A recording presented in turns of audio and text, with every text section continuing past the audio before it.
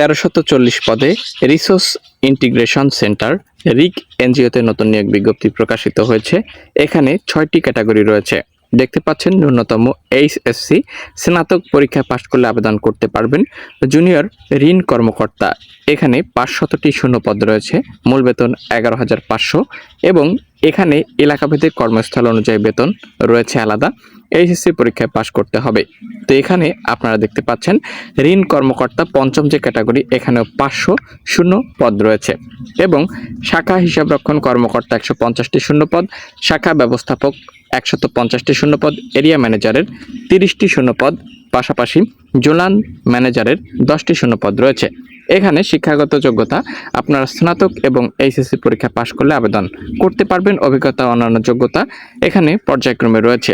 জরুরি নিয়োগ বিজ্ঞপ্তি রিক এনজিওতে যারা যারা আবেদন করতে ইচ্ছুক প্রার্থী রয়েছেন অবশ্যই আবেদন করবেন এবং এখানে উল্লিখিত পদের জন্য ক্ষুদ্র ঋণ কার্যক্রমে চাকরিরত অবশ্যই থাকতে হবে।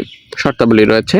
আগামী 28/6/2026 খ্রিস্টাব্দ তারিখের মধ্যে পরিচালক রিক দেখতে পাচ্ছেন এখানে বরাবর যোগাযোগের জন্য আপনাদেরকে সকল দরখাস্ত প্রেরণ করতে বলা হয়েছে। তো এখানে 28 জুন 2026 পর্যন্ত অবশ্যই আবেদন করতে পারবেন। পদ সংখ্যা 1340টি।